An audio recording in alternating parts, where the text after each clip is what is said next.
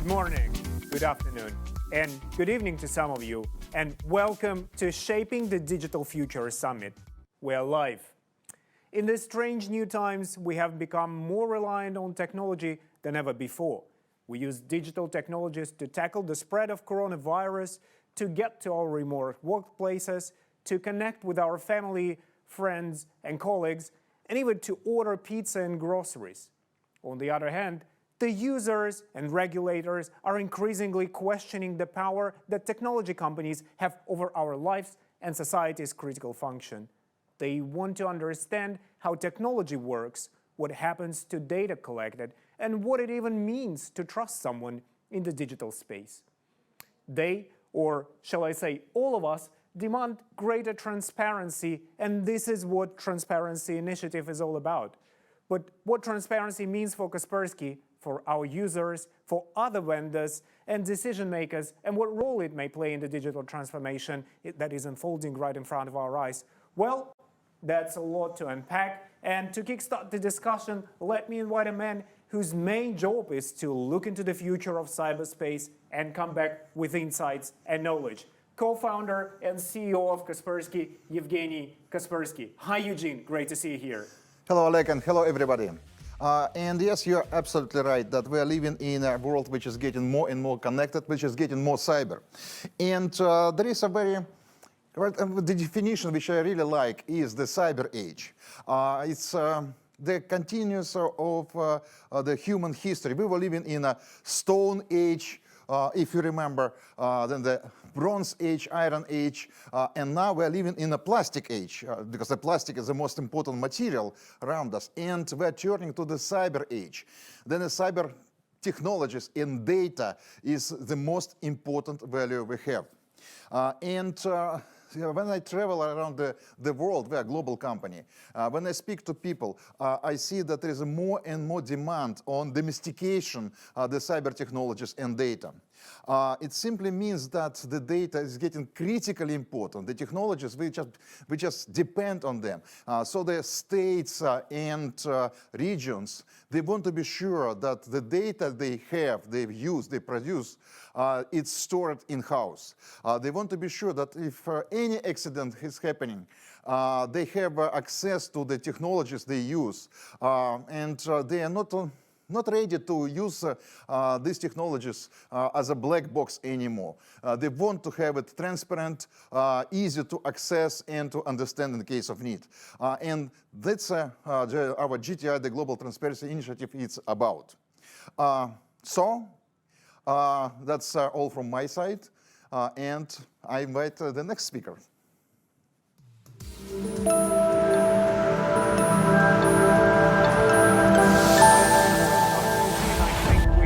Understood what your vision of the future, but before we understand what it really likes, let's get back to realities of today and ask what transparency means for the real business. And I'm happy to invite our next speaker, who is very familiar with day-to-day realities of running business at Kaspersky and of the challenges that our customers face on their path to digital transformation. Welcome, Evgeniya Naumova, Vice President, Global Sales Network at Kaspersky. Evgeniya, over to you.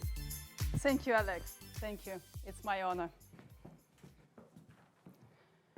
We live in a super connected world. Our economies are now almost entirely digital. A space where technology and efficient IT infrastructure are key to successful business. These critical systems need protection. They need the best cybersecurity.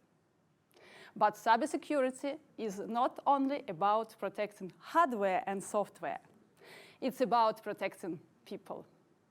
Cybersecurity has a role to play in protecting our place of work, our processes, our data, our health. It protects our entire lives. We see this everywhere. Only recently, the world was shocked by news of a patient's death that was, for the first time ever, might directly linked to a cyber attack. Maybe this should come as no surprise, because movies and TV have been showing this threat for the last 10 to 20 years. and digitalized worlds have been shown on our screens for even longer. Going deeper, our new digitalized business environment relies on trust. Trust in technology, trust in brands, trust in partnerships, trust in everything. Trust can be built through long-term relationship or on the strength of a vendor's reputation. Our decision to trust is based on personal opinion or past experience. And when it comes to tech, if you don't understand how something works or how it handles your data, would you trust it? I'm not so sure. Trust is also earned through transparency. And transparency is based on clear verification and risk mitigation measures. Does transparency matter for users? We've asked our consumers in 15 countries worldwide, and 61% of them believe that transparency is necessary for digital transformation. More than half think that companies and governments should be transparent about data processing. Do businesses think the same?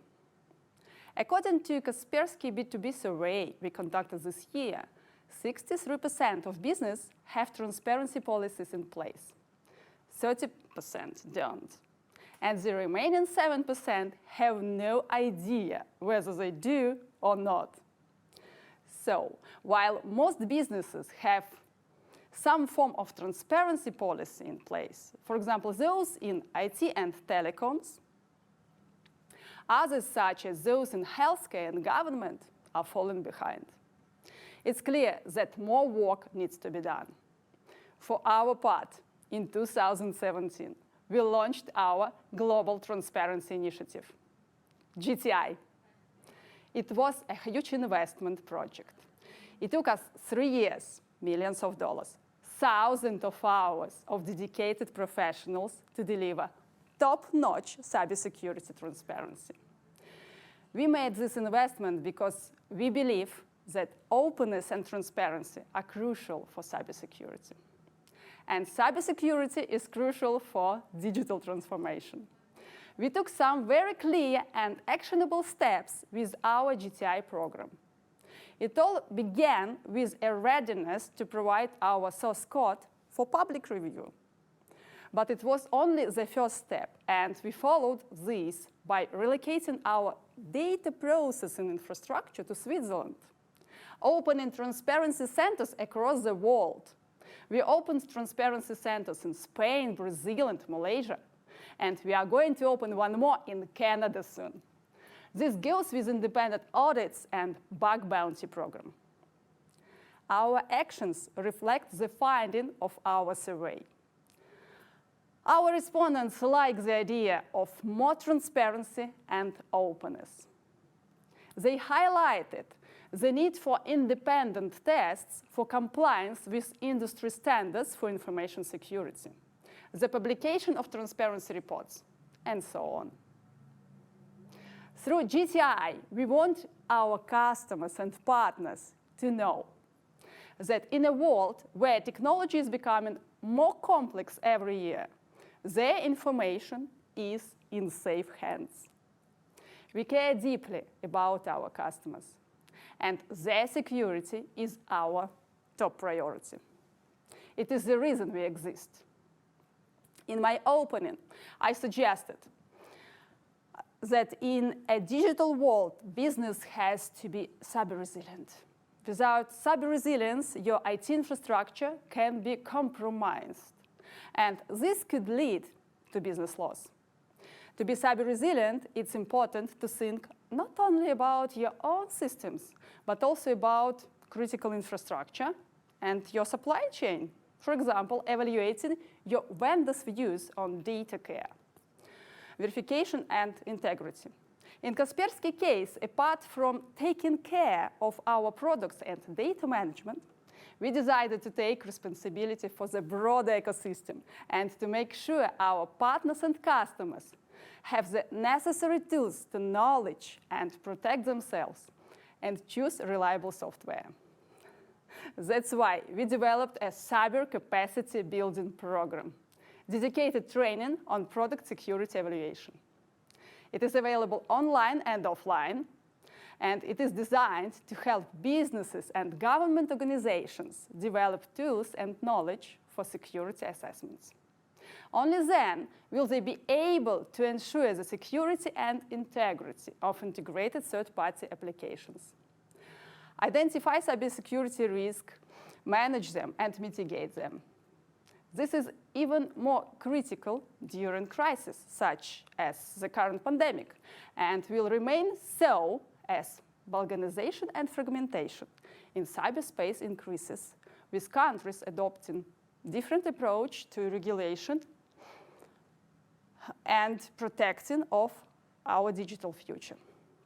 Speaking of balkanization, the damage it causes goes far beyond the world of cybersecurity. It leads back to a loss of trust. This is why I believe that our global transparency initiative is very important. It is one step toward enhancing trust of our customers and partners. And we are very proud of it. GTI is so much more than a business decision.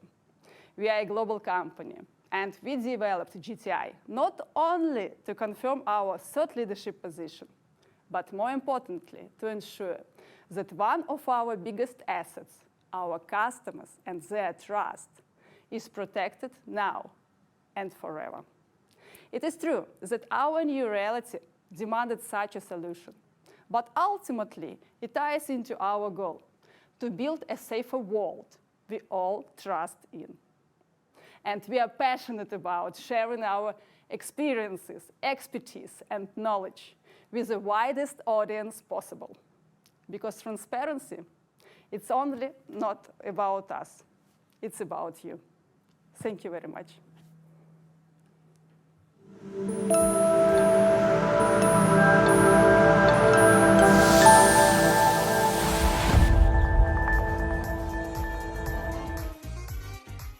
Thank you so much, Evgeniya. Well, we at Kaspersky, as you can see, are very proud to be among the transparency pioneers. And it's time to discuss what we have achieved since we announced GTI back in 2017. And let me just pick up a clicker. So good to be back, and I'm like walking into a cattle. Well, that's the technology for you. All right, so what a company that is trying to go in an uncharted territory of building a digital trust in that ocean of digital technologies. What can be done, what we can do? Let me share some of the learnings that we have received during the Global Transparency Initiative that started back in 2017. All right. Well, in a digital future that Eugene described and that Evgeniya mentioned, where we entrust our lives to technology, there are certain requirements that must be met before people will be able to trust the technology, before people are comfortable with using it, and before regulators are comfortable in allowing this technology into the critical information infrastructure within their own borders. These three factors are transparency, verification, and accountability. So what do things mean for us? Transparency is basically the ability to look into the black box of the technology and understand its inner workings, understand the processes, and sometimes even understand the people behind these technologies. Verification is actually a very simple and straightforward criteria, and it follows the famous Russian saying that one must trust but verify things. The ability to verify the claims of the vendor, the ability to verify the claims of the technology, and the ability to verify the internal integrity of the product are becoming even more critical aspects of the global transparency, of the global norms and demands. And finally, of course, one must have to be accountable for the things that's been promised, and one must have to be responsible for the things that went wrong. So global transparency initiative, in our view, is broadly falling into all the three criteria. And from the very start, we realized that we cannot just do one thing, like relocate the data or allow people to inspect our code. We must be working across several layers, not just technological, but the policy, regulatory, political, even political level at some point. So these are the 5 pillars of the Global Transparency Initiative, and the 5 pillars are the data relocation, transparency centers, third-party assessment, vulnerability management program, and cyber capacity building program. And let me elaborate a little bit on each of those. Data relocation in particularly is one of the most important aspects of GTI, and I have to say one of the most expensive aspects of GTI, because we had to relocate a lot of data and build entirely new infrastructure to capture the data, process it, and make sure that even when data is moved, it does not affect the quality or the pace of our updates. Because data location is now becoming a critical aspect of the security debate, we had to take into account the local regulatory requirements, and we had to address the questions of where the data that you collect is stored, who is having access to that, and on what terms. And from the very start of GTI in November 2017, we announced that we will move the data that we collect from our users in several markets to one of the probably the safest and the most trusted location in the world, where your data is as safe as your money. And of course, I'm talking about Switzerland. And in November 2018, we announced that that's the location where we move the data of our European and customers from North America. I'm happy to say that currently the data is already there, and the data that we collect from the KSN users in those countries, the KSN stands for Kaspersky Security Network, is now processed, stored, and accessed in Switzerland. In addition to those markets that I've already mentioned, Canada, United States, and Europe, we have analyzed the regulations in a range of other critical markets, and we decided that large parts of Asia Pacific will also be moved to Zurich. And as you can see, markets like Australia, Japan, New Zealand, India, Singapore, and a range of other countries are now stored and processed in Zurich as well.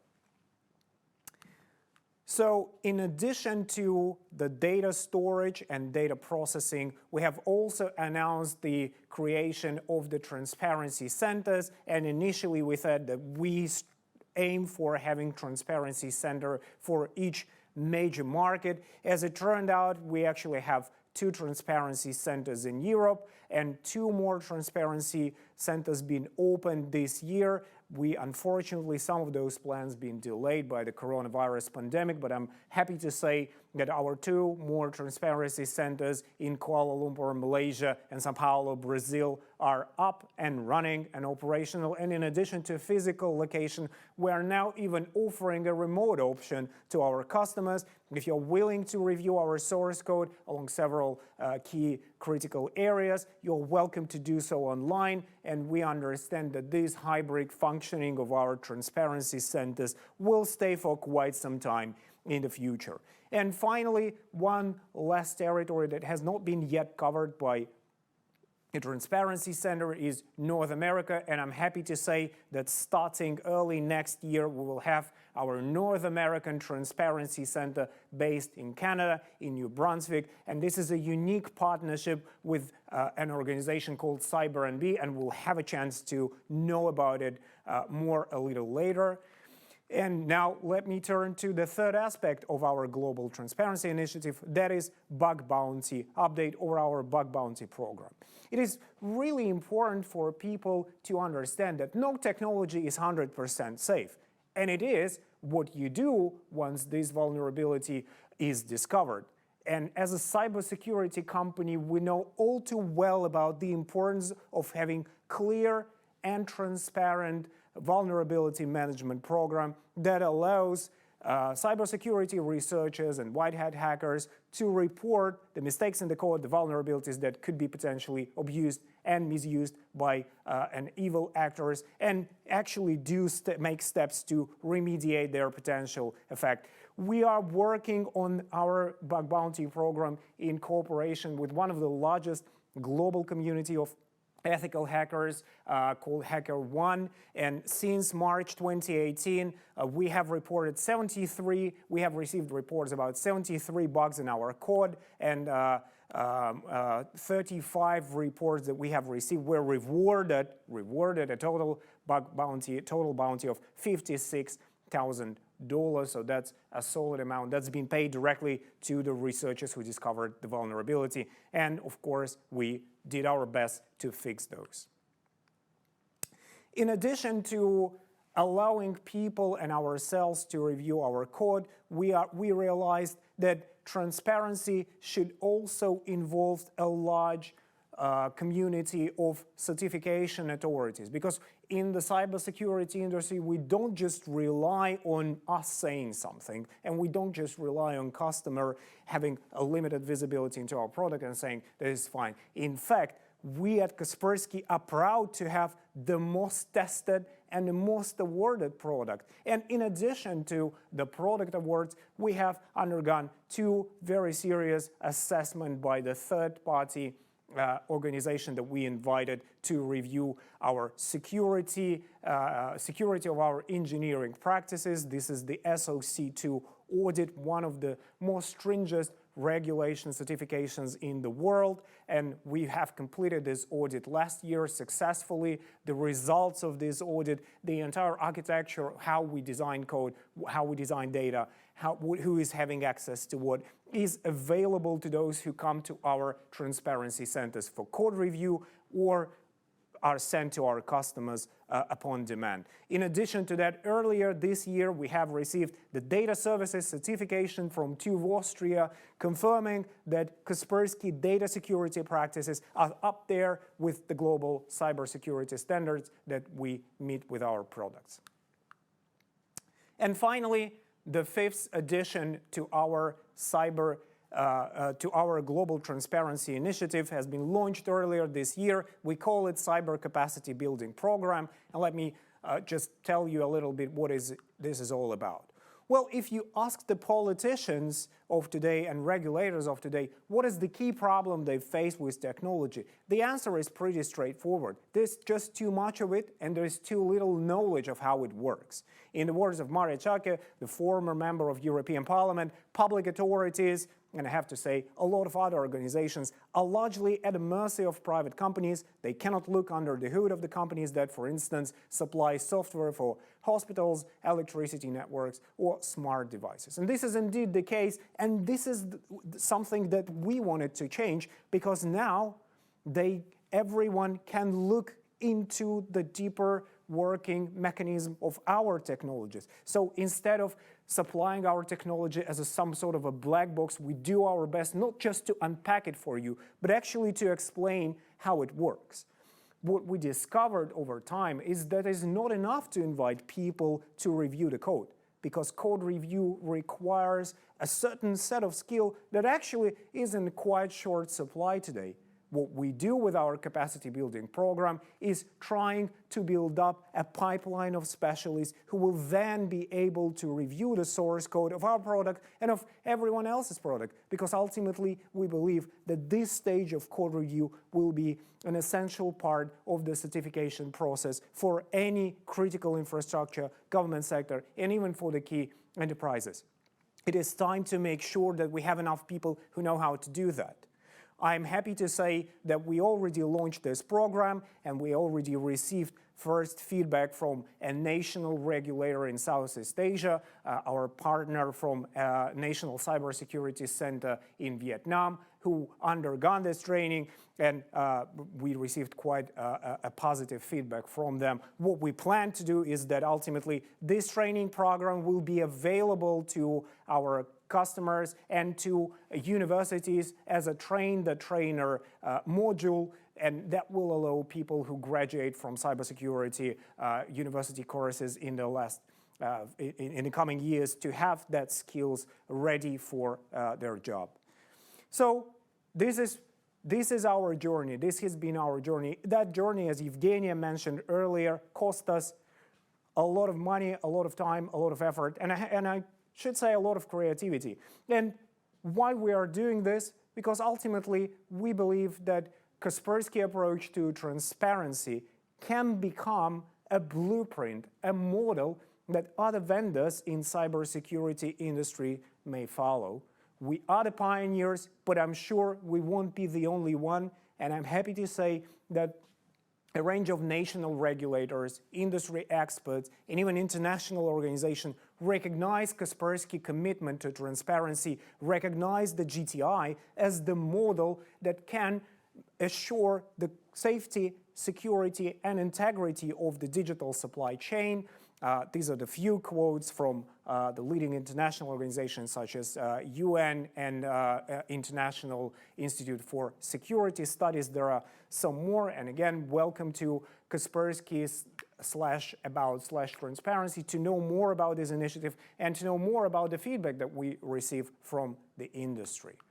Well, to sum up, we are all looking into the future. We're very hopeful that the future will bring us a lot of new things, some things that we expect, some things that we don't. But ultimately, the technology in any future scenario, technology will become an indispensable part of our lives. In fact, it has done so already. And with no transparency, verification, and accountability, people would have difficulties trusting your product. People would have difficulties using your service, and regulators would be knocking your doors, asking questions that you may probably not be able to answer. And without the trust between all those industry players, between vendors, between regulators, between users, between customers, and between pretty much everyone else, there is no safe digital future.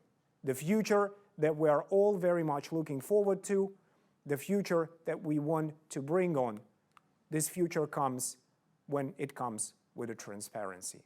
And thank you so much. That's been a lot of talking on my end.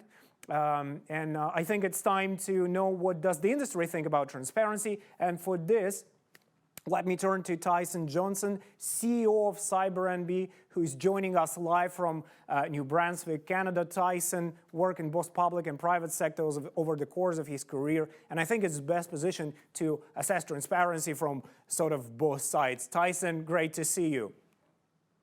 Oleg, thank you for having me, and I'm, on behalf of CyberNB, so excited to welcome Kaspersky here to Canada with this Global Transparency Initiative. Here at CyberNB, we're a not-for-profit organization that actively coordinates and collaborates between industry, government, and academia. For us, our focus is on cybersecurity and the resiliency of critical infrastructure for a transparent and resilient digital economy. Transparency is fundamental to the future of interoperability within critical infrastructure. Everything from energy and utilities to telecoms to healthcare. Transparency is key so that we can have a society that's objective, open, and protects the user of the technology. So we're really excited about that. And here at CyberNB, the mandate of the Global Transparency Initiative resonates with our organization and our Critical Infrastructure Protection Network. So we're really excited to see what happens moving forward in 2021. Thank you so much, Tyson. In your view, what is the key barrier to enhancing the transparency of products and vendors when we speak of digital technology today? So I think, it was certainly mentioned earlier in the conversations or in the discussions during this event, but what we see is what you see, and that is there's either confusion or there's this lack of trust within the supply chains, not just in the IT systems, but especially now in the ICS, OT, and industrial IoT systems. The ability for a supply chain to be trusted counts on the fact that there will be standards, unified global standards for technology to be tested against for objective insights that allow whether you're a critical infrastructure owner or operator or you're a government, to make objective, clear decisions as to what technology will be allowed to participate in your supply chain. And so for us, we see that as the big barrier, is getting governments and large organizations to take the time and make the investments necessary to find those standards that we can all agree on, look at the world as a global commons in cyberspace, and understand that we have to have objective capabilities and standards so that we can have interoperability and also have a robust supply chain globally. Thank you so much, Tyson. And I would like to tell the audience that there's a lot more coming in this session, and I would like to ask you to stay with us for another minute, and we will be bringing you a very exciting panel, an exciting discussion with people who are best positioned to know more about the future cybersecurity, digital technology. Thank you so much again, Tyson, and we're looking forward to having our transparency centers operational in Canada soon.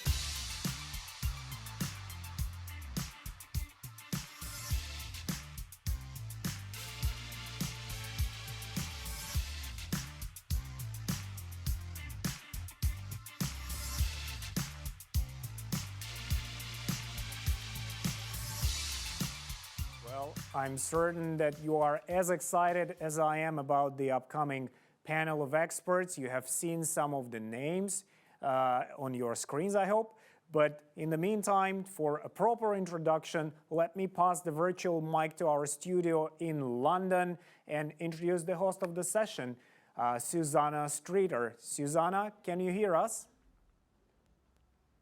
I can hear you loud and clear. Thanks very much, Oleg, and I'm delighted to be the host of this summit, Shaping the Digital Future, and this specific debate, because I, like many of you, really am intrigued in this really pressing issue. Should there be no digital transformation, without transparency. My name's Susanna Streeter. I'm a broadcaster and investment analyst, and I've been digging deep into these subjects because, of course, it is clear that a cyber secure and cyber resilient transformation is really crucial for shaping our digital future. However, modern technologies that provide the foundation for this future are becoming more and more complex, aren't they? Working like black boxes, and that can pose a real issue. It's all complicated further by institutional fragmentation and other broad economic factors that has led to a fall in confidence in technology and its development. As a result, digital transformation itself faces many hurdles, not least the mistrust of consumers, of companies, of governments, and that could be a real drag on economic growth going forward. So, during this debate, we're going to drill down into some of these issues and look at the challenges that digital transformation is facing and what should be there, what should be the groundwork to make sure that the future really is cyber resilient. Of course, transparency is a key ingredient, but just how far should it go and what form should it take? These are all questions that need to be answered to try and ensure that there is reassurance right across the spectrum. Now, we do want to have your views. We're asking you to contribute to the Q&A, so do send those questions through and I can put them to the panel. So let me introduce the special guests on our panel today. They're just going to be coming up with me in the studio any moment now. We are joined by John Fazan. Hello there, John, who is Special Envoy for Cyber, Foreign and Security Policy from the Federal Department of Foreign Affairs in Switzerland. Welcome to you. Also, Guylain de Salin, who's the Policy Analyst at the Digital Economy Policy Division at the Organisation for Economic Cooperation and Development. Hello there, Guylain. I'm very pleased to welcome Cory Doctorow, who's a journalist, a technologist and science fiction writer. Hello there, Cory. And Eugene Kaspersky, CEO of Kaspersky. Welcome to you as well. Hello, it's everybody. great to have you from all four corners of the world. First of all, I want to get to the nub of the issue that we're here to discuss today, transparency and the definition, because of course, transparency means different things to different people. So I'd like to get a definition from each of you, please. Starting with you, John, how would you define transparency? How to define transparency? Good question. We try to define it in our Geneva dialogue as a concept. I think it's transparency between all the stakeholders using a product, probably. All the stakeholders using the product. Okay, I'm going to bring in Guylain de Salin now. Do you agree with John's definition? What can you add to that? Thank you, Susanna, and good morning to everyone. Very excited to be on this panel. I agree. I think John used a very important word here, is stakeholders. And, you know, for me, from an OEC perspective, I think transparency should not be understood as an end in itself, but rather as a means to empower stakeholders and to make them, to enable them to hold one another accountable. So transparency for me is not an end in itself, it's a means to achieve empowerment and accountability. And so when we talk about transparency today, we should always think about the impact of transparency on empowerment and accountability. And that's really interesting what you say, hold each other accountable. Let me bring in Cory Doctorow now. Do you think that's the definition? But should it go further? Well, I think that stakeholder is going to be insufficient for the same reason that we don't limit peer review of scientific articles to other scientists who work in the same field, but actually just publish them for the whole world to see. I think that really for transparency to be meaningful, it has to be transparency to all, including people who may not count as a formal stakeholder, might just be a bored grad student who likes to decompile software updates and see if there's any shenanigans in them. And that has to come with forbearance. It has to come with a promise on the part of firms that they won't seek to punish or suppress findings that are disfavorable to them, that they won't seek to punish people who embarrass them by revealing defects in their products, by threatening them with cybersecurity laws or copyright prosecutions or similar. Okay, thank you very much, Corey. Let me bring in Eugene Kaspersky now. Do you agree with the definitions that we've heard so far? Just how important do you think it is that we're all on the same page? It's very interesting to see how people understand the transparency in a little bit, well, in the same direction, but in a little bit different ways. And to me, the system is transparent if you can have a look, you can see it and understand on demand in real time. Thank you. Okay. Thank you very much, Eugene. We're going to be drilling down into some of what you said a little bit later, but I'd like to get you, the audience, involved now and find out your views to this question, which is going to be coming up on the screen. Which threats do you believe are important to address for a cyber-secure digital future? So if you can choose out one of those options and tell me what you think, which threats do you believe are important to address for a cyber-secure digital future? You may feel, of course, that there are so many different threats that need to be addressed right now. And you can see here the lack of data protection for controls and the lack of transparency about technology. Those are the two that really have come through the most strongly. Also, 57, nearly 80% believe lack of experts and cyber education is another key threat. Lack of transparency about digital technology rising again. So it certainly seems as though there are lots of threats that certainly need to be addressed. Let's bring back our panelists to get their view now. Eugene Kaspersky, first of all, as the CEO of a global private cybersecurity company, what do you see as the biggest threat to the building of hyper-connected ecosystems? Actually, their main factors, the main threats, is the fact that we are building the world which depends on cyber. The infrastructure, critical infrastructure, the urban facilities, healthcare, everything. So the cyber, we start our day with cyber and we end our day with cyber. And at the same time, the systems which are built, they are vulnerable, and they are vulnerable by design. Plus to that, actually, many of these systems, they are developed and they deployed as a black box. So actually, we don't really understand what's inside. But on the other hand, the hackers, the bad guys, the cyber criminals, they hack the systems, they learn that, and they use it as they want. So we are getting to the cyber age. But at the same time, we can't guarantee the safety on this way. So this is the main threat, that we are building the new world, which is too much dangerous. It's beautiful, it's nice, it's a better world. But at the same time, if we don't fix problems with cyber security, if we build non-transparent world, we could face a very, very big problems.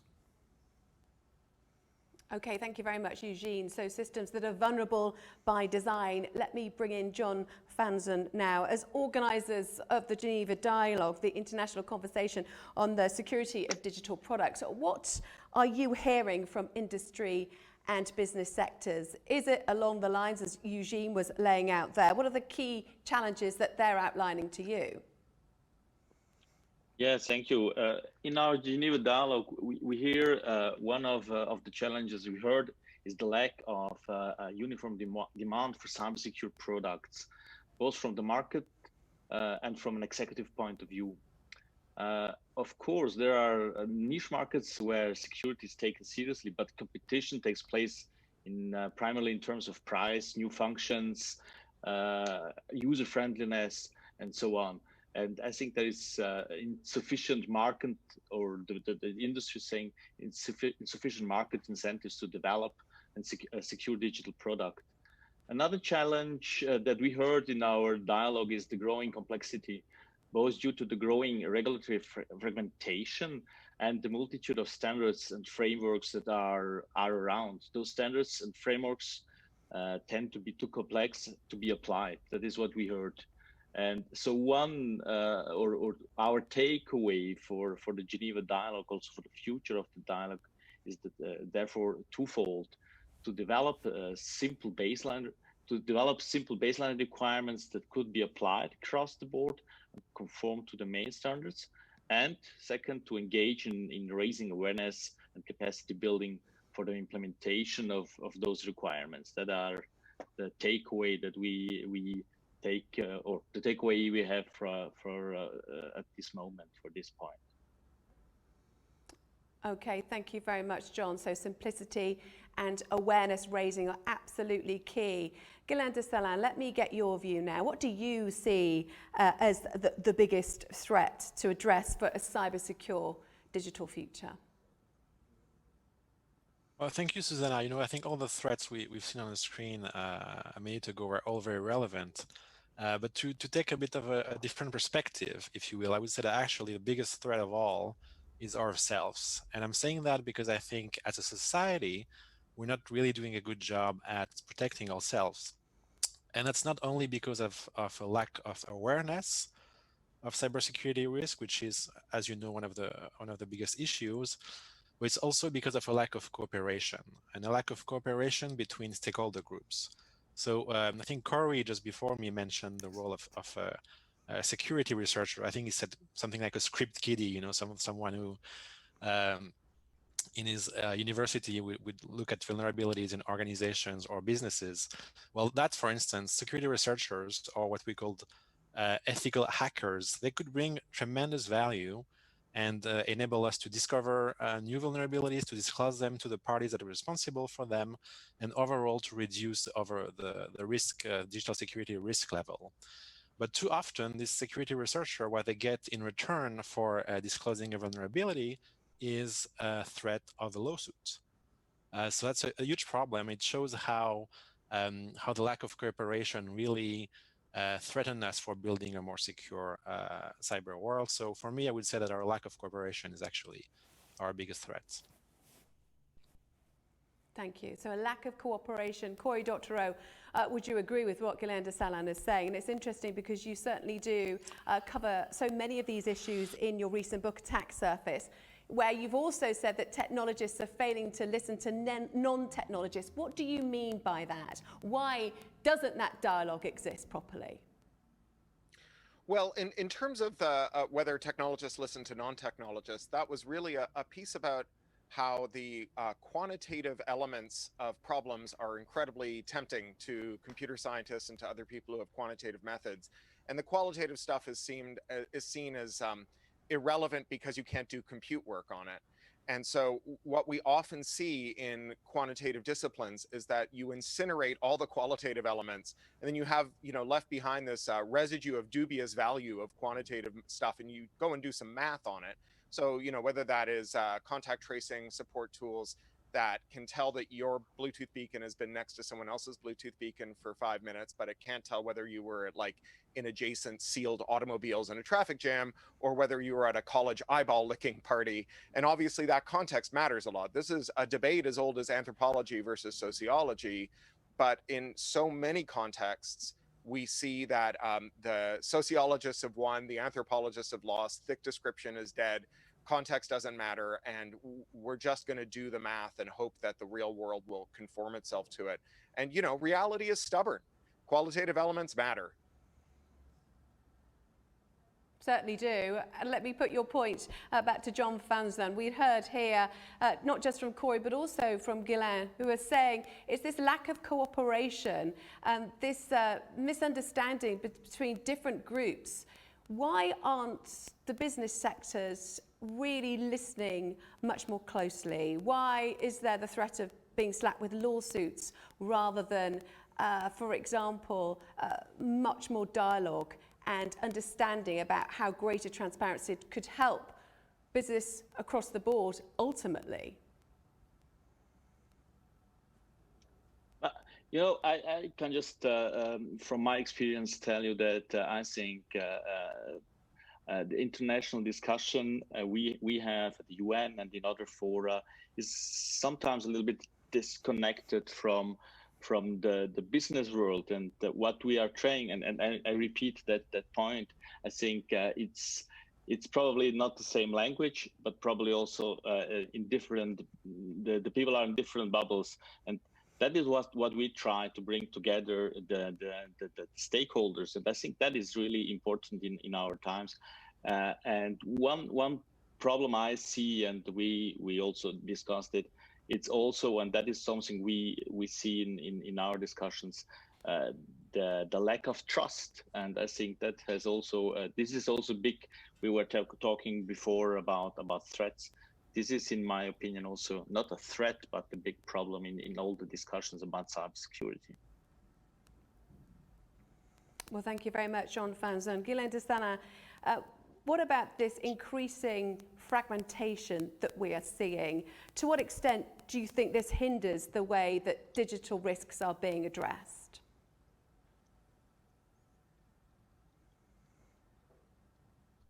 Well, thank you, Susanna. It's a great question. You know, I think actually right now the biggest issue we're facing is an absence of norms rather than a proliferation or a fragmentation of norms. And I would say that, you know, designing policies, it's a little bit like designing software, right? So it's an iterative process. It takes time. You may fail in the beginning. You may try things that don't work. So you have to try new things. So, you know, having a bit of fragmentation in the beginning is okay because we just don't know yet what are the best ways to increase cybersecurity. We have some ideas, but we have to try. So no, that being said, it's true that fragmentation may become and will probably become a big issue in the coming years. And because, and the issue with fragmentation, with legal fragmentation, is that it will raise the costs for the supply side actors. So imagine you're an IoT manufacturer. Fragmentation would mean that to sell your products to 30 countries, you would have to comply with 30 different regulatory environments, and that would definitely raise the cost, but not really bring a lot of value in terms of cybersecurity. So to address fragmentation, again, what's really important is to promote international cooperation, to try to design international standards rather than national standards. And in the case we still design national standards, what's really important to do is to enable interoperability. So interoperability is not only at the technical level, it's also at the level of legal regulatory policy. And I think that's a key concept here. Let me bring in Cory Doctorow, because this interoperability, you've talked about a lot in the past, haven't you? The very fact that because there is this increased fragmentation, it's leading to so many dead ends, effectively. Tell me more about your view. Well, interoperability, I think we understand it very narrowly. You know, you support a certain standard and therefore a thing can plug into your existing thing. You know, HTTP headers are all the same, and so browsers can talk to servers. But I think that's an incomplete understanding of interoperability. There's something almost mystical, really, about interoperability and how deeply embedded it is in our world. Interoperability is why you can wear different socks and shoes from different vendors without having to get one permission from one to do the other. And one of the great barriers to interoperability today is the erosion of what you might call adversarial interoperability or competitive compatibility. That's when new products come in that plug into existing products without permission and against the wishes of developers or designers. And these are often viewed as security defects, even though they're actually pro-competitive and good for users. So think of how Apple didn't wait for Microsoft to finally make Mac Office work well enough that Mac users could be first-class citizens in the Office environment. Instead, they just reverse engineered all of Microsoft's file formats and produced the iWork suite. Now, in the years since that was the norm, the tech giants that have grown up have done everything they could to squelch the kind of maneuvers that they themselves were once prone to engaging in order to challenge the dominant players. So if you were to try and reverse engineer, say, the iTunes file format today and make an interoperable iTunes player, Apple would sue you into a smoking crater. You know, every pirate wants to be an admiral, and the job of a regulator or a state should be to ensure that the mechanisms that were available to yesterday's upstarts remain available to today's upstarts to dethrone them now that they're giants. Oh, it's a really interesting perspective. Let me bring in Eugene Kaspersky. What do you make of fragmentation? What kind of risks do you think it poses, this institutional fragmentation that we're seeing currently? I will agree that actually the fragmentation, in some cases, it's a negative factor in technology's development. Unfortunately, that leads us to the slowing down development, to the increasing costs. It's absolutely correct. But at the same time, I think that there well, fragmentation is yes and no. Actually, some of the basic technologies, basic services like the internet connection for financial services, for communication, it will stay as it is right now. But I think, I'm sure that the next steps, the logical steps in the cyber evolution, they are about the fragmentation of the critical infrastructure data, the data which is critically important for national economy, national security. So I think this kind of fragmentation is already happening, and in the future will be happen more and more. And actually, we understand that. And for example, our company's strategy is to keep the data which we process in the different nations, in the different regions, to keep it locally and don't get it to the same data center. To bring our technologies to be available for inspection, for learning in the different countries which really need that. So I think that this kind of fragmentation is natural, but fragmentation for businesses, fragmentation because of geopolitical situation, that's definitely wrong.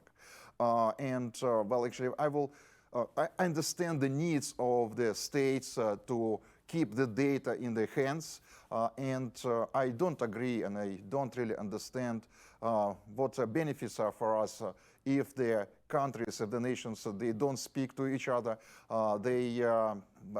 It's getting much more difficult to investigate the cyber criminal cases. And there are many examples of that. That it's technically speaking, it's possible to find who are behind some particular attacks, who are behind the ransomware attacks on hospitals, for example.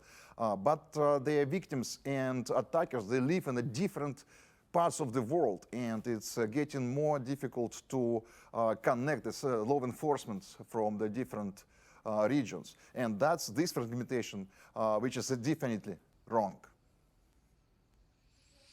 So institutional fragmentation causing problems across the spectrum. Got some questions coming in from some of the audience. To Corey, great comment about sociologists. This one person says, I wonder how to make sure that big tech companies ensure that technology is transparent and ethical. What do you make of that? Well, I think that the problem is in trying to rescue big tech instead of trying to rescue technology itself, right? If we start from the premise that the web was always destined to be just 5 giant websites filled with screenshots of text from the other 4, then we're left with a pretty limited framework, right? All we can do is try and get the giants to pull up their socks and behave themselves.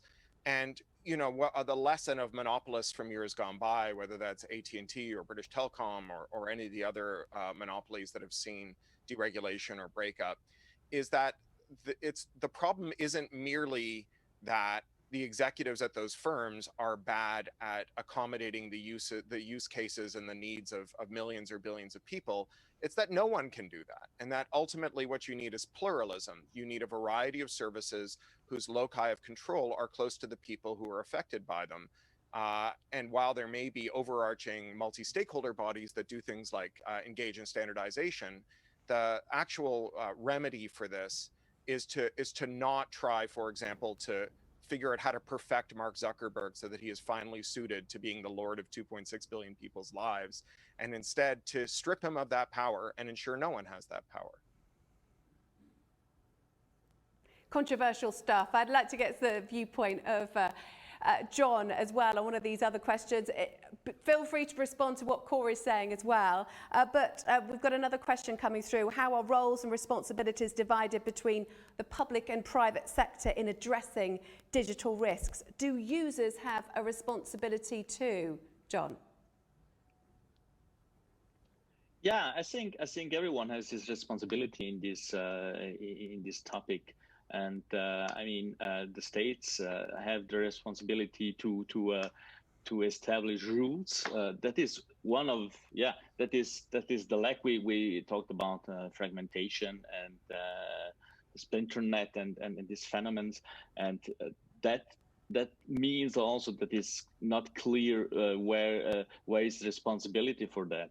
then the consumers have a responsibility in using the product. And I think we didn't discuss the incentives for security or for secure digital products. I think the demand is not there because there's a lack of incentive for security in products, and we see that there is one approach, also the European Union, for example, to have labels or so. That could be an incentive that to bring consumers to use or to buy secure products and not the cheapest product. And in that sense, there is also responsibility, but that then what probably the consumers are sometimes also a little bit not able to or not if there is the problem of a patch of a system and so such problems, I think a lot of consumers are probably not well placed to fix their security. Okay, John, thank you very much. I've got one more question I'd like to put actually to Eugene. This has come through for you. What do you believe is the biggest threat humans would face in the digital world? It's not clear whether that's right now or in the future, but if you could take that, let me know what you think. Yeah, I'm afraid that in a cyber age, in the future, the major threats which we will face, that's attacks on critical infrastructure. I mean the power plants, power grid, transportation, healthcare, financial services. Well, actually this, we are not in a cyber age yet, we're just prototyping that. And by using these prototypes, we can understand actually, so the systems, they are designed on the top of vulnerable operating system. The architecture of applications, it's also vulnerable. There are thousands of bad guys, criminals around us. And actually with all that, we are moving into the more and more cyber world. And well, actually, what we see that just a few numbers. Every day we collect more than 400,000 new malicious files. Every day. It means that there are thousands of the criminals behind that. How many? 10,000, 100,000. But well, most of them, they are junior. So that technically that's not a problem to handle all that. But many of them, they are learning, they're getting more experience, they join the professional cyber gangs, and they pay more attention to the infrastructure. So we have many industrial customers, so they report that they are facing the cyber issues with the SCADA systems, with the physical systems, because the criminals, they're turning their minds, they are switching from attacks on individuals, on businesses. They are now recognize that there are, okay, so SCADA networks, interesting.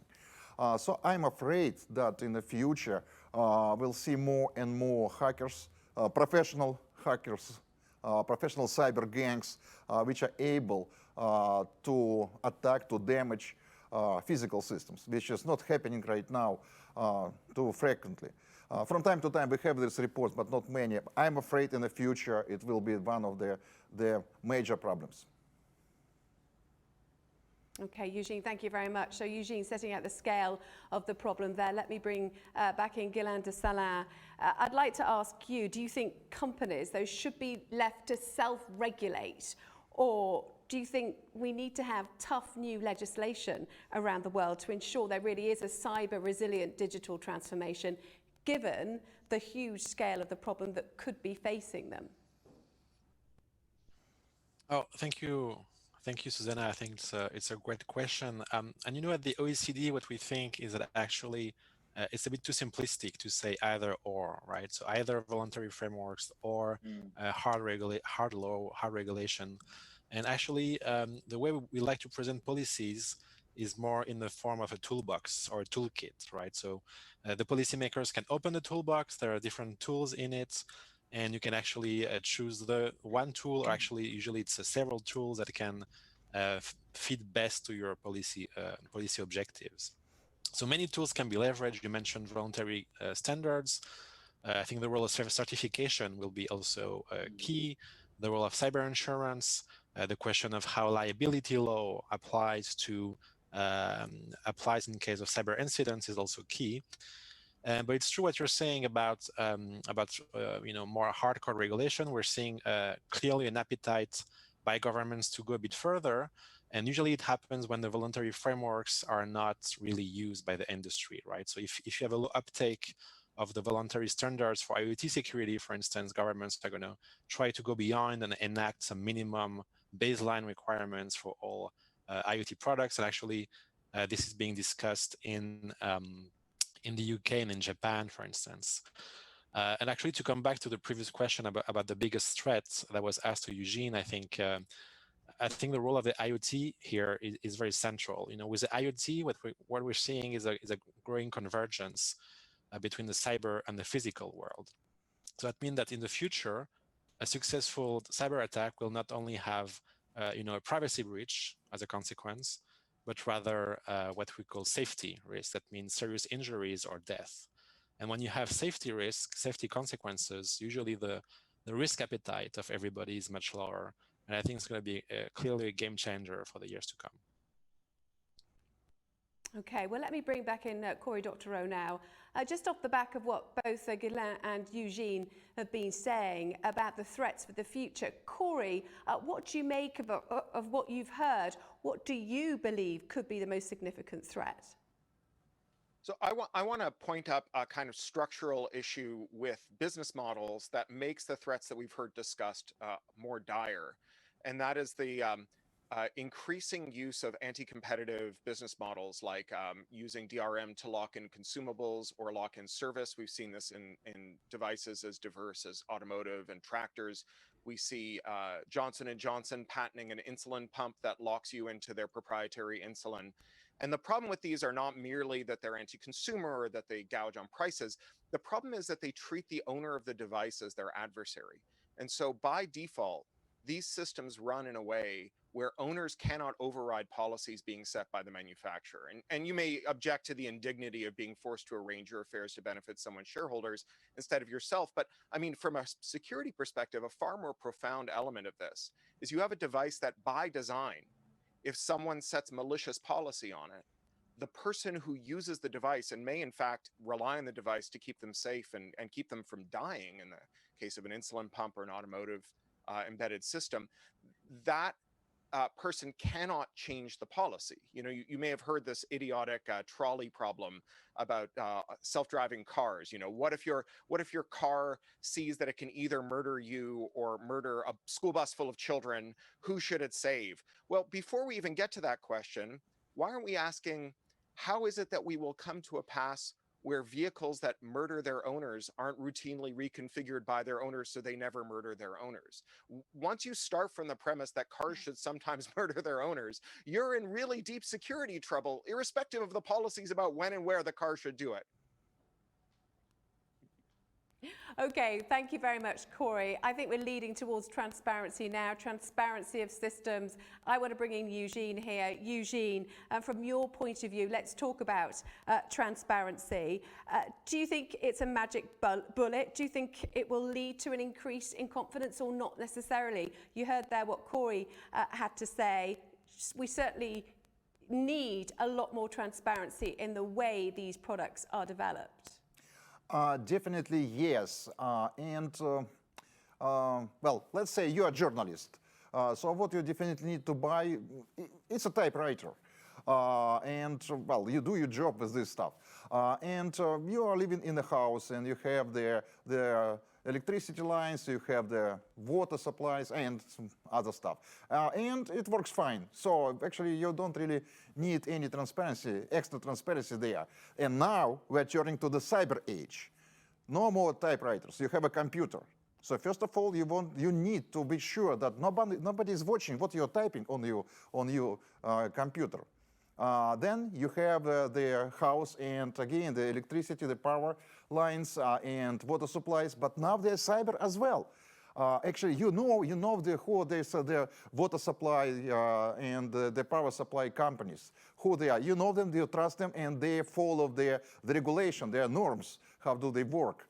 But what about cyber? It's a black boxes somewhere in your house which managed all that.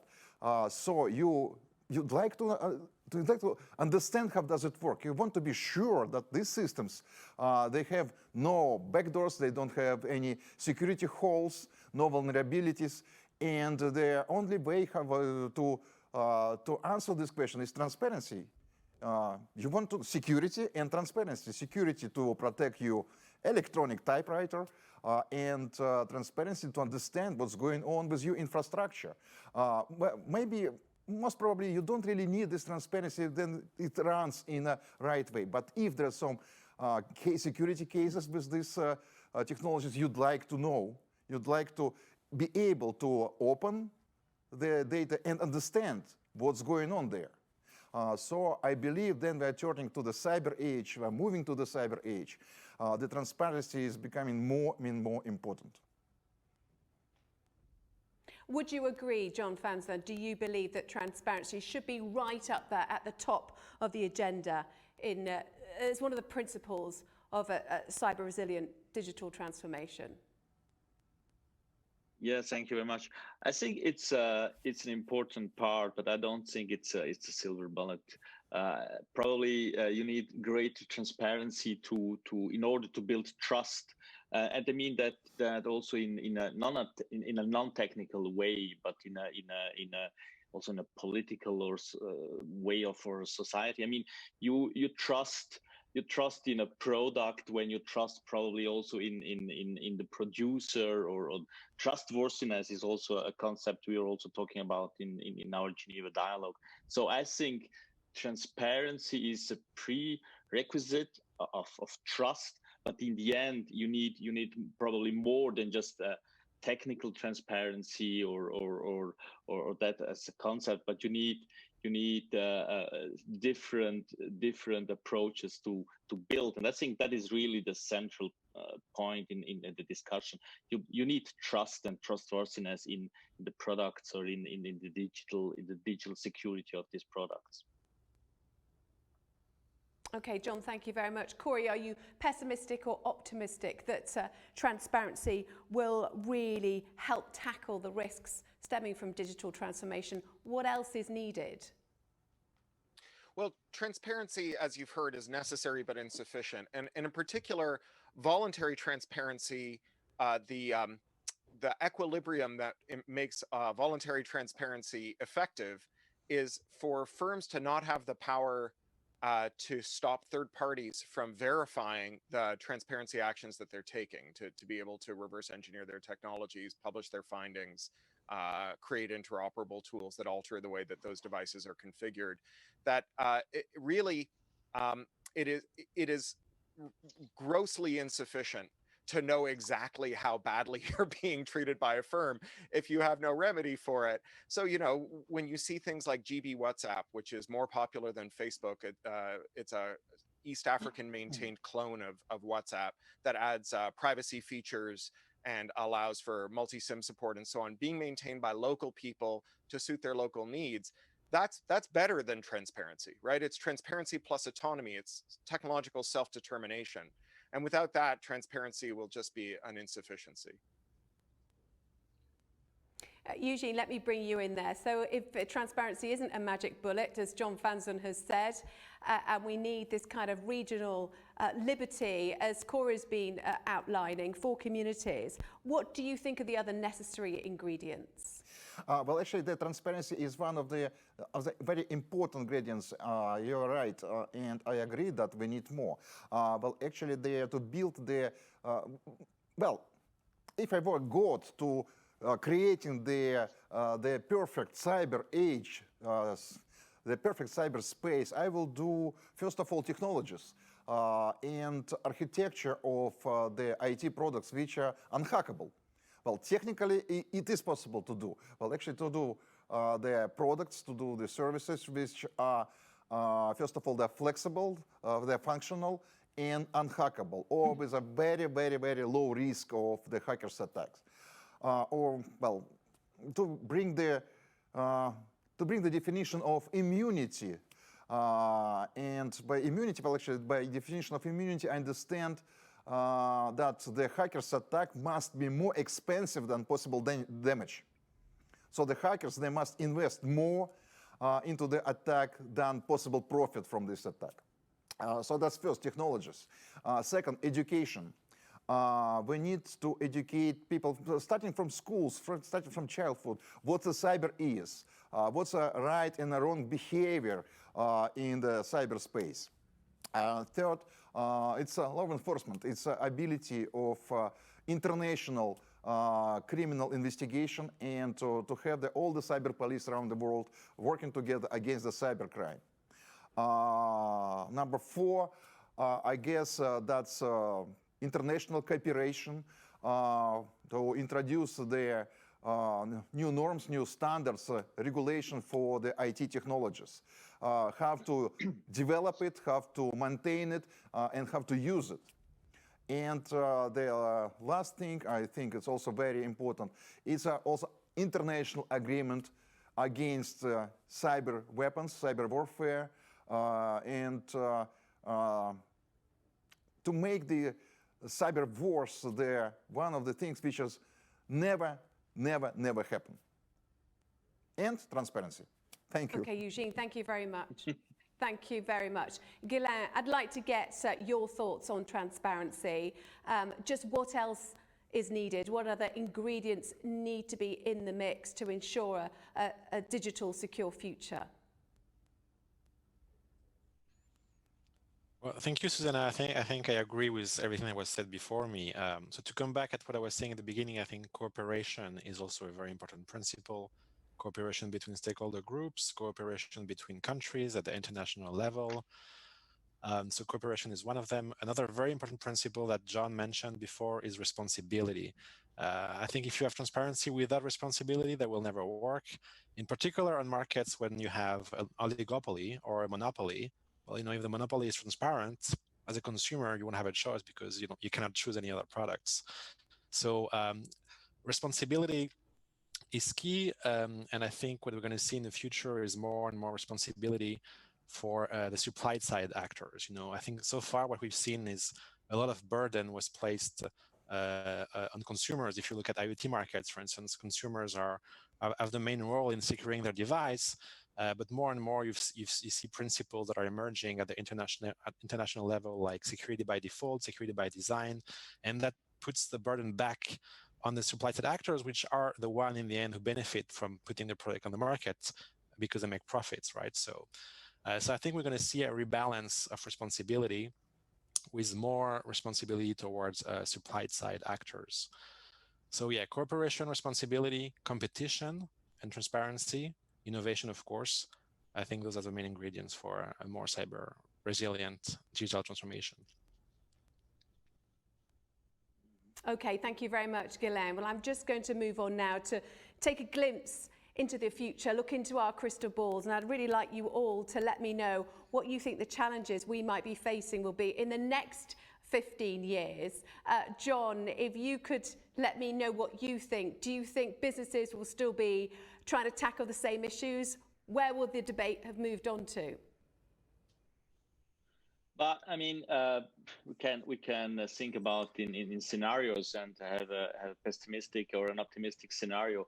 I'm an optimistic person by nature, so I hope that the fragmentation of the cyberspace and also what I would call the digital geopolitics is not going on, but will come to more cooperation. It was also said more than once that the cooperation is key, and I would underline and say, in a nutshell, cybersecurity or secure digital products is a team sport. It's not a goal for tennis, but it's more like soccer. So you have to play together, and each one has his role and his responsibility.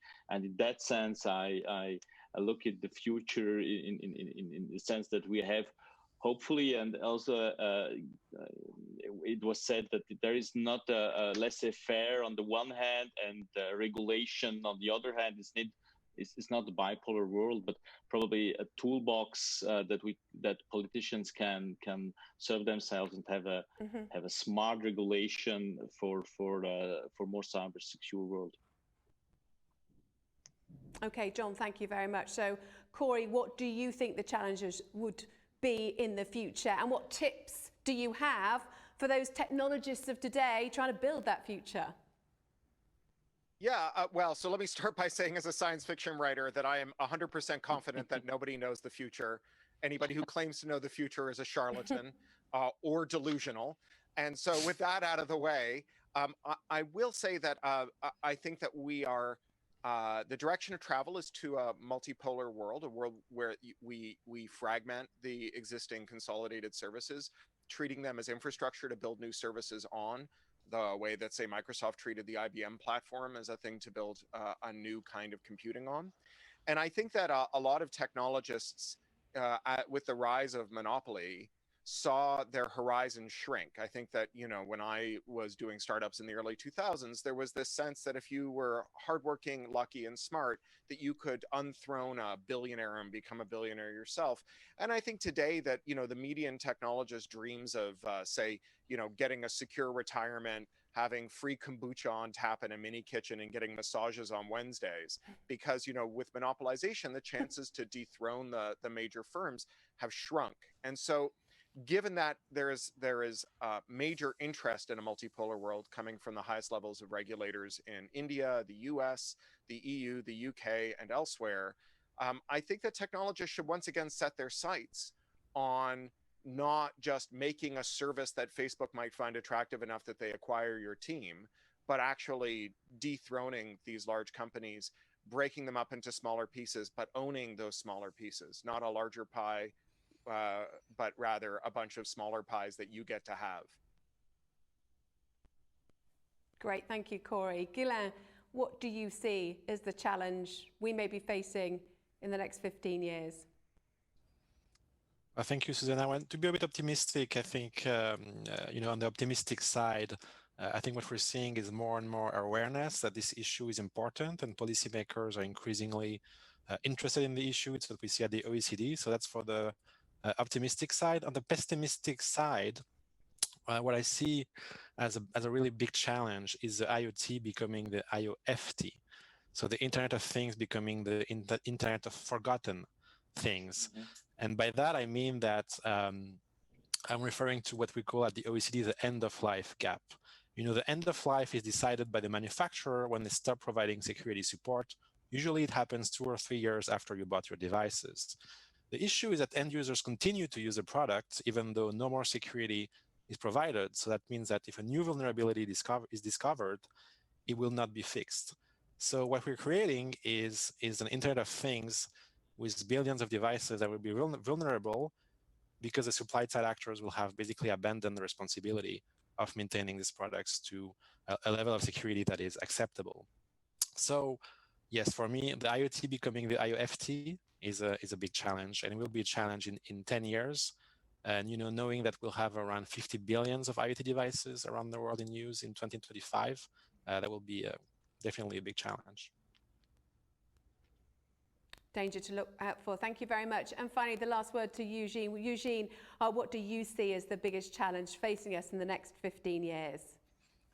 I partly agree with IOFT concept. It's a great, I will write it down. But as well, plus to IoT devices, I'm afraid that, well, actually we can easily upgrade our computer software or smartphone. But what about the infrastructure? What about the physical systems? Many of them, they are built to work forever. And actually the main challenge in the future will be the fact that we are living in a world which is with infrastructure, including critical infrastructure, based on vulnerable platforms, on vulnerable applications, and with thousands of professional hackers around, and many of them, they're available actually. You just pay and they will do whenever you want. So the challenge is how to build the technologies and how to implement these technologies in the most, well, I don't say forget about all critical systems. Let's say the most of the system within the next 10, 15, 20 years. The physical systems, the SCADA, the Internet of Things, and critical services like financial services. So we are facing the time of great tasks, a lot of work to save this cyber world. Okay, so much to do. Thank you so much. I'm afraid that is all we have time for this debate. We could keep talking for hours, but for now I'd really like to say thank you very much to Eugene, to John, to Corey and to Ghislain, because we've had a really fascinating debate and I'm really glad that you've been with us to discuss all of these issues. So we really don't know what the future will hold. Will there be a growing army of those hackers or those people who want to disrupt the technological systems? Will we have a graveyard of a cyber graveyard of the Internet of Things products littering our world? Will we see a big breakup of the monopolies? Will the legislators get to action? And will there be a breakup of those big five websites, as Corey put it, who are dominating the world? We'll just have to see. But thank you very much for being with us in this really crucial debate today. Back to you, Oleg. Thank you, Susanna, and thank you all the panelists. I think one of the most important things that we cherish when we look into the future is having a sense of optimism, a sense of hope. And I think this panel has proven that we should have one, that future is indeed in our hands, and it's up to us to make it better, to make it more secure, and to make it more transparent. We are about to wrap up. I would like to thank all of you who has been staying with us for so long. That's actually 2 episodes of your favorite show in terms of timing. So it's a big commitment and we value it very much. I hope that's been an insightful discussion that you enjoyed.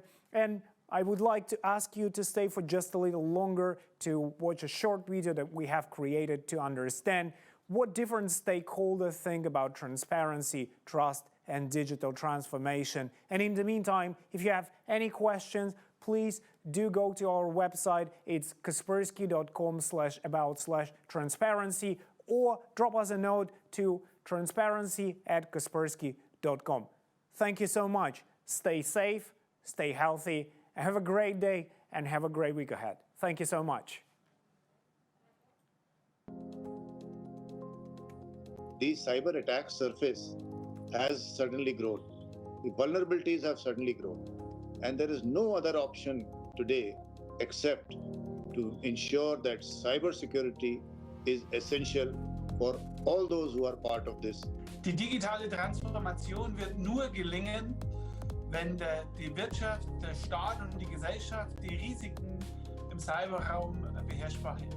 Eine 100%ige Sicherheit kann nie garantiert werden, aber die Latte für Angreifer muss so hoch wie möglich gelegt werden. I think transparency is of course needed, but of course there are levels of transparency. Not everybody in an organization should necessarily know all the nitty-gritty details of the cyber resilience program that we are building. Ganz wichtig ist, dass es Transparenz gibt. Zum einen über die Gefährdungslage, zum anderen über das eigene Sicherheitsniveau. Oui, la transparence est importante. Encore faut-il s'entendre sur sa définition. Par ailleurs, il faut définir l'objet de cette transparence. Enfin, on tend parfois à l'oublier, la transparence doit concerner l'ensemble des parties prenantes. Certes, les entreprises, mais également la société civile, dont nous faisons partie, et enfin les États eux-mêmes. We believe transparency is at the heart of all things. Without objective testing and rigorous certification and transparency, it's impossible to pick partners into a supply chain to ensure a resilient and secure technology, product, infrastructure, etc. One of the important aspects, we need many more auditors and we need a better system. So a combination of education, awareness, audit, data protection laws, jurisdiction, All this will lead to transparency. And finally, there has to be global cooperation. The challenge that we're talking about, which is ensure it's cyber resilient, ensure there's transparency in the supply chain and interoperability between all technologies across the world. Technology will be more and more claiming its position in our society. And I think over time, we will be less important as a human being, perhaps steering that technology, but more important in creating new technology. Digitalization is here to stay. There's no going back. With all this happening, the cyber threats are going to increase and increase. Is going to ensure that cybersecurity remains as an essential service. And next to personal hygiene, the cyber hygiene is the next most important thing for humankind. Thank you very much.